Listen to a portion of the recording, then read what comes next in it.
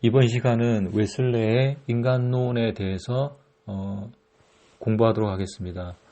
첫 번째 서론, 인간이 무엇이냐, 인간은 어떤 인간관을 가지느냐.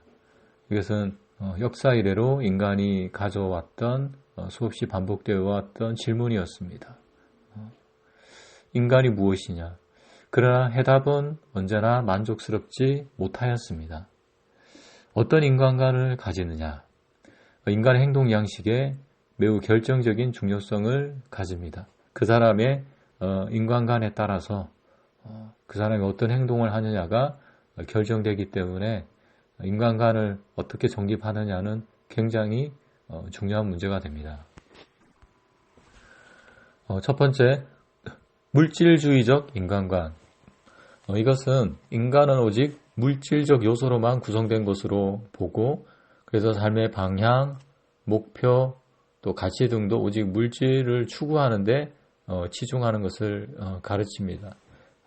인간은 그냥 물질로 되어 있다. 이것을 이제 유물론, 또 물질만 있기 때문에 신은 없다, 무신론. 그렇게 되면 쾌락주의로 빠질 수가 있고, 또 세상을 사랑하고 또 기복적인 사상으로 치우칠 수 있습니다. 우리가 다 고등학교 때 배운 것처럼 쾌락주의, 에피쿠로스가 한 말인데, 우리는 한 번 태어나며 두 번 태어날 수 없다. 또한 우리는 영원히 존재할 수 없다. 내일의 주인이 아닌 당신이여 당신의 행복을 연기하라. 우리들 각자는 미루다가 인생을 낭비하며 여가를 누리지도 못하고 죽는다고 했습니다. 쾌락주의는 결국 인간은 물질로만 구성되어 있다고 본 데서 비롯되었습니다. 그와 반대로 신학적 인간관, 인간의 기원, 또 본성, 운명, 존재의 가치, 사명, 인간의 미래와 소망, 그리고 죄와 악, 죽음의 문제 등에 대해서 성경적으로 탐구하는 것입니다. 기독교적 인간관이 대표적입니다. 이 사진은 라인 홀트 니버의 사진입니다.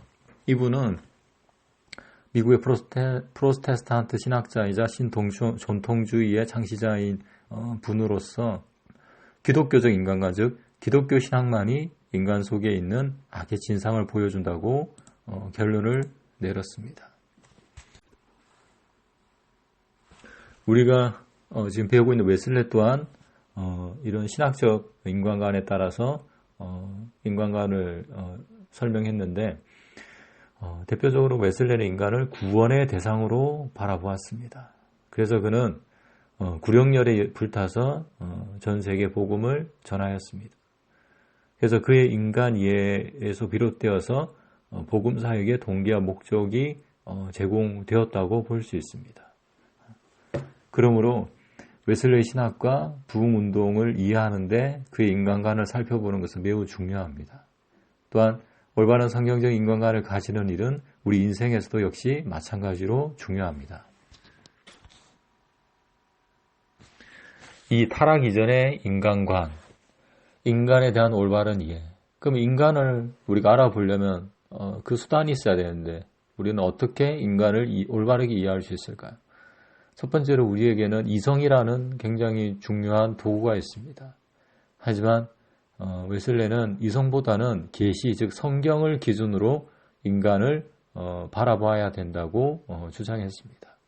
그래서 자연 질서보다는 영적인 질서를 더 중요시해야 된다고 주장하였습니다. A. 인간 창조의 의의. 그럼 인간은 왜 창조가 되었을까요?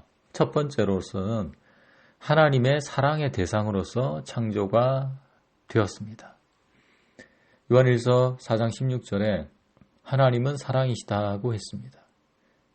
창조 시 인간은 사랑이 충만한 사람이었습니다.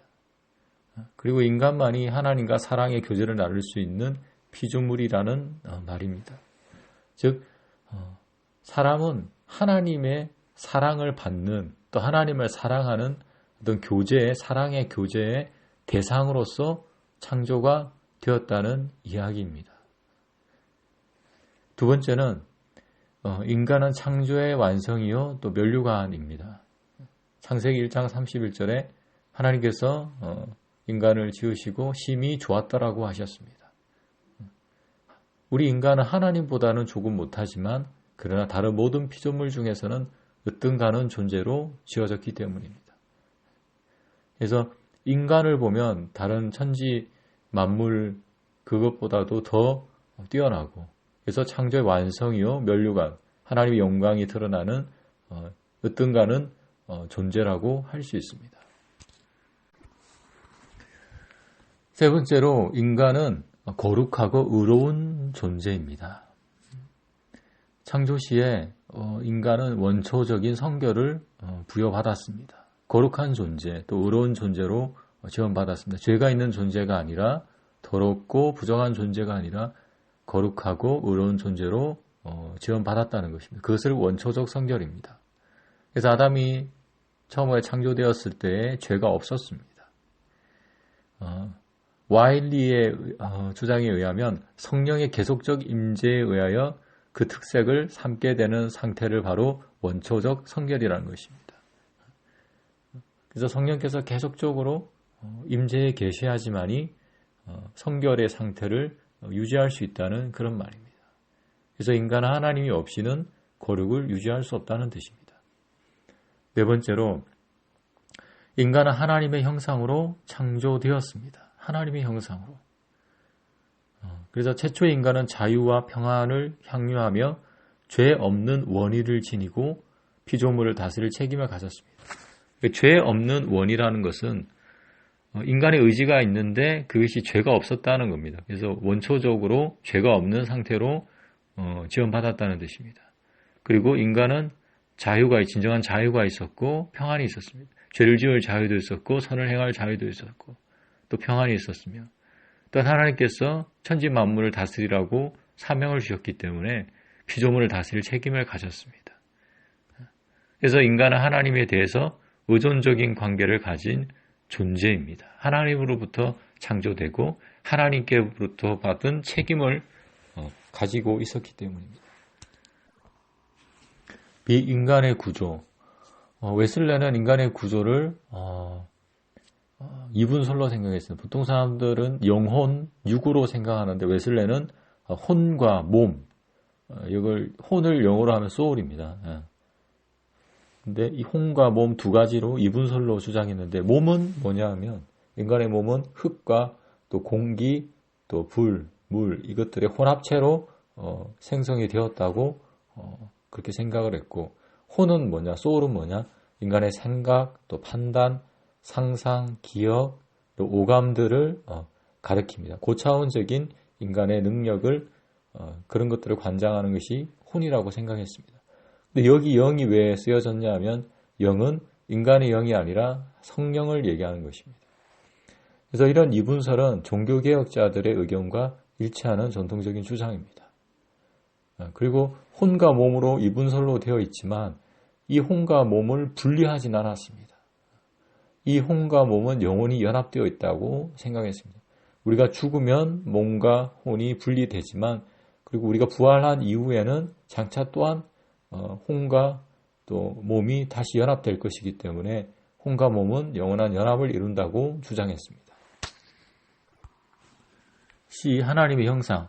그럼 이 하나님의 형상은 인간에게 어떤 형상들이 있냐? 크게 세 가지가 있습니다. 첫 번째로는 자연적 형상이 있습니다. 인간의 영원성, 이해력, 의지의 자유, 또 여러 가지 감정을 지닌 영적인 존재란 뜻입니다. 한마디로 얘기하면 인격성을 가졌다라는 말로 요약할 수 있습니다. 인간만이 가지고 있다. 인격성. 자유의지가 있고 감정을 가지고 있고 지적으로 이해할 수 있는 것. 또 인간의 또 영혼성에 대해서를 인격성이라고 합니다. 그래서 이런 인격성으로 말미암아 모종의 능력이나 기능, 특성을 소유하게 되는데 예를 들자면 인간에게만 있는 영성, 또 지성, 또 불면성 등이 자연적 형상에 속합니다. 이런 것들이 하나님의 형상과 닮아 있다는 겁니다. 두 번째로는 인간에게는 정치적 형상이 있습니다. 이것은 만물을 지배하는 이 세상의 지배자로서의 기능을 뜻합니다. 또 성경에서 보면 청지기 직분을 하나님께서 주셨다고 했는데 바로 청지기 직분을 정치적 형상으로 볼 수 있습니다. 하나님께서 부여해 주신 만물을 다스리고 또 정복할 그와 같은 책임과 또 사명을 가지고 있다는 뜻입니다. 그리고 세 번째로 도덕적 형상이 있습니다. 에베소서 4장 24절에 나온 것 같이 의와 진실과 거룩함 등을 뜻합니다. 도덕적인 형상이라는 뜻입니다. 인간이 지닌 원초적 완전을 가장 잘 나타내주는 말입니다. 이것은 하나님의 도덕적 품성과 닮아 있습니다. 사랑과 자비, 정의, 진리, 순결, 거룩성, 또 인간도 소유하고 있다는 것입니다. 그래서 인간의 도덕적 형상은 하나님의 형상과 닮아 있다. 그래서 한마디로 얘기하면 성결이라는 뜻입니다. 거룩, 성결. 그래서 이 세 가지 형상 중에 이 도덕적 형상, 즉 성결이 가장 중요합니다. D. 인간의 가치와 운명. 1. 인간의 가치. 그럼 인간은 어떤 가치를 가지고 있고 어떤 중요성을 가지고 있는 존재인가요? 인간의 중요성의 유일한 근거는 뭐냐? 오직 하나님의 창조적 의지뿐이다고 웨슬레는 주장했습니다. 인간의 가치는 그가 하나님의 창조 의지 안에서 하나님의 형상을 따라 지음받은 유일한 존재라는 데 있다고 말했습니다. 그러니까 하나님께서 인간을 하나님의 형상을 따라 지으셨기 때문에 그 짓고자 했던 그 창조적 의지가 결국 인간을 인간답게 가치 있는 피조물로, 으뜸가는 피조물로 만들었다는 뜻입니다. 하나님의 뜻이 결국 인간을 가장 가치 있는 피조물로 존재하게 했다는 뜻입니다. 이 인간의 존재 목적, 운명. 그럼 인간의 존재 목적 혹은 운명은 무엇일까요? 웨슬리는 이렇게 얘기했습니다. 인간은 다른 아무것도 아닌 단 하나의 유일한 목적으로 곧 영생을 준비하기 위해 창조되었다. 즉 인간이 왜 태어났느냐? 영생을 준비하기 위해서다. 그냥 사는 것이 아니라 우리가 죽어서 사후에 어떤 삶을 우리가 지금부터 준비해야 되느냐가 결국 인간의 창조 목적이다. 인간에게는 모든 사람이 다 숙명적으로 사후의 문제를 준비해야 될 책임이 있다는 뜻입니다.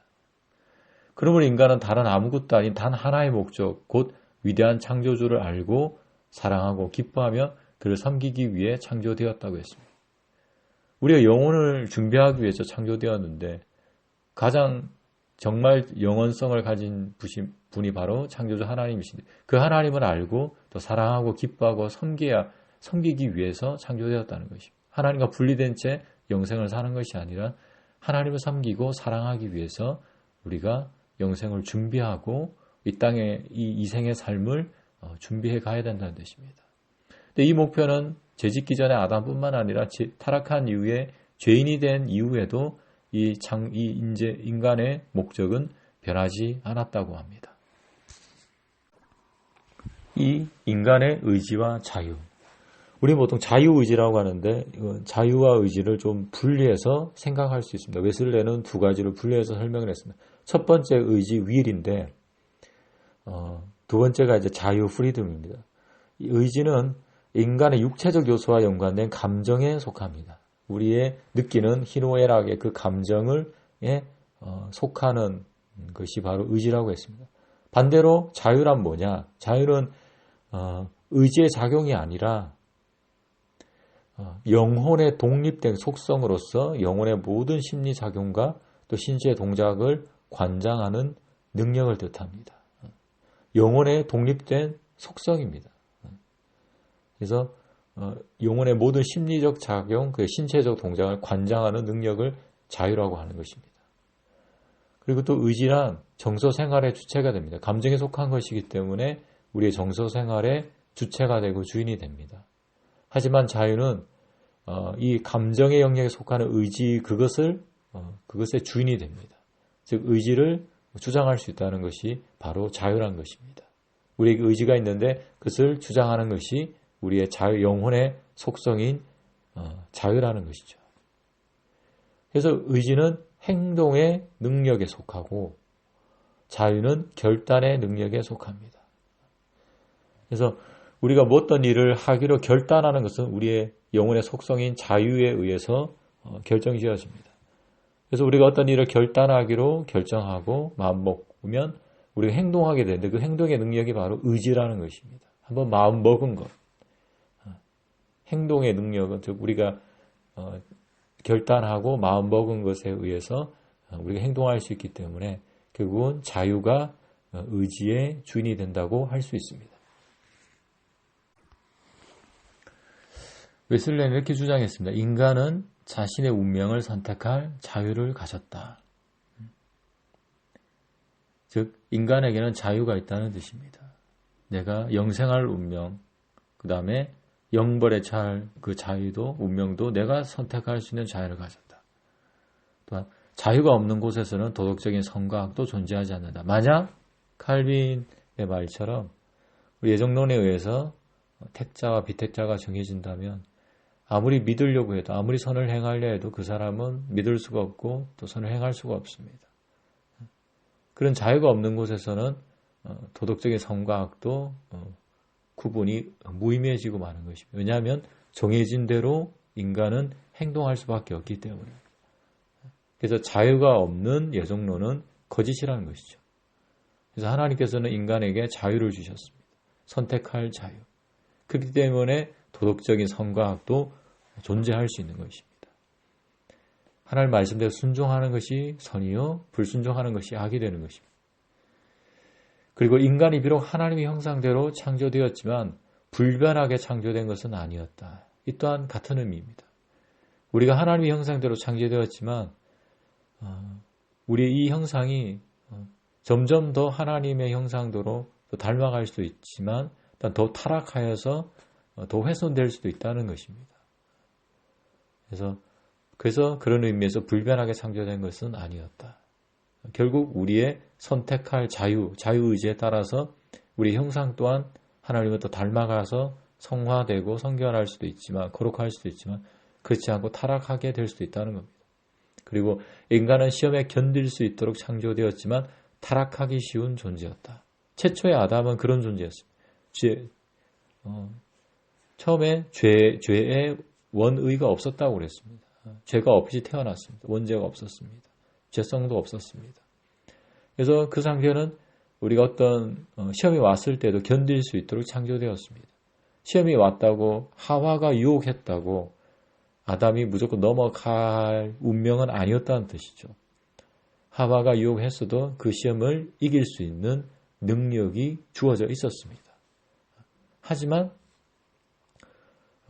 견딜 수 있지만 또한 타락하기도 쉬운 존재였습니다. 그럼 그것을 어떻게 타락하느냐, 타락하지 않느냐, 시험에 견디느냐, 그것을 조종하는 가장 핵심적인 기능이 뭐였냐면 인간의 자유의지였습니다. 아담은 그 자유의지로서 타락하지 않고 시험을 견뎠어야 됐는데 자기 스스로 그 유혹을 선택을 해버렸기 때문에 결국 따라서 죄는 인간의 자유의 남용에 의해 들어오게 되었다고 된 것입니다. 즉 하나님께서 우리에게 주신 그 자유를 잘 사용하지 못하고 남용해서 결국 죄를 선택한 것이죠. 만약에 아담이 죄를 선택하지 않았다면 우리 인류의 운명이 변화되었겠죠. 다른 인간의 인류의 운명이 전개되었을 것입니다.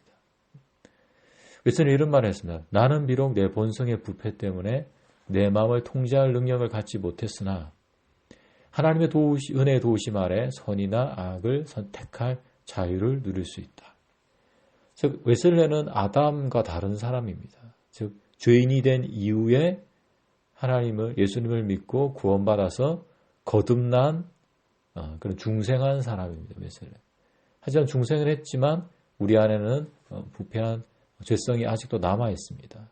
중생 이후에 죄성이 어느 정도 해결되었지만 많은 부분 해결되었지만 아직도 그 죄성이 남아 있어서 우리가 완전히 우리 마음을 통제할 능력을 완전히 갖고 있지는 못합니다. 그러면 항상 넘어져야 되냐? 아닙니다. 하나님의 은혜의 도우심 아래에서 우리는 선이나 악을 택할 자유를 누릴 수 있다. 우리가 구원받았기 때문에 죄성도 어느 정도 해결되고 하나님의 은혜 도우심을 늘 붙들고 은혜 수단을 잘 활용하면 우리의 다시 회복된 구원받고 회복된 그 자유의지가 더 활성화되고 더 강해져서 선이나 악을 택할 자유를 누릴 수가 있는 지경이 되는 것입니다. 그러나 거듭나지 않은 자들은 선이나 악을 택할 자유가 아직도 없는 것이죠. 그래서 늘 죄에 넘어지고 선보다 악을 더 택할 가능성이 훨씬 더 높은 것입니다. 물론 그렇다고 불신자들이 다 죄만 짓는 것은 아니지만 중생한 그리스도인들에 비하면 훨씬 더 악에 속할 가능성이 높습니다. 그래서 우리는 어떻게 살아야 되느냐? 이 자유의지를 우리가 잘 선택해야 됩니다. 하나님께서 회복해 주신, 구원받음으로써 회복해 주신 이 자유의지를 잘 활용해야 돼. 그럼 어떻게 해야 되느냐? 하나님의 은혜를 늘 구해야 됩니다. 하나님의 은혜의 도우심 아래에 있어야 됩니다. 다른 말로 그리스도 안에 있어야 됩니다. 또 좀 쉽게 얘기하자면 은혜의 수단을 잘 활용해야 됩니다. 은혜의 수단이 뭐냐? 성경 읽고 또 연구하고 또 개인적으로 골방 기도하고 또 예배 드리는 것, 또 선행을 행하는 것, 모임, 교제 자리에 나와서 신앙의 교제를 나누는 것들, 이런 것들이 다 은혜의 수단들입니다. 그런 한마디로 신앙생활을 부지런히 열심히 성실히 할 때 하나님의 은혜가 더 우리에게 넘쳐서 우리의 자유의지도 더 강하여져서 우리가 죄를 선택하지 않을 수 있는 능력이 더 커진다는 것이죠. 선을 더 택할 수 있다는 겁니다. 더 많은 열매들을 맺어갈 수 있는 상태가 된다는 것입니다. 그랬을 때 우리는 죄의 쇠사슬에 묶여 있을 수가 없는 것이죠. 우리는 중생한 순간에 죄의 쇠사슬이 끊어져 있습니다. 끊어져 있기 때문에 우리는 죄의 쇠사슬에 묶여 있지 않은 상태입니다. 하지만 은혜를 받지 않으면 또 넘어질 수가 있습니다. 예전에 죄의 습관 때문에, 혼의 습관이 남아있기 때문에, 아직도 죄성이 남아있기 때문에. 그래서 하나님의 은혜의 통로들을 잘 이용해서 신앙생활을 부지런히 하게 될 때 우리는 넉넉하게 죄로부터 이길 수 있다는 것입니다. 또 한 가지 중요한 것은 우리가 죄를 믿는다고 하고 거듭났다고 하면서도 죄를 계속해서 지고 이런 자들이 있을 수 있습니다. 그런 자들은 육에 속한 자들이기 때문에 항상 자신을 점검하고 다시금 부지런 열심을 내어서 하나님의 은혜 도우심 아래 거할 수 있도록 끊임없이 노력해야 될 것입니다.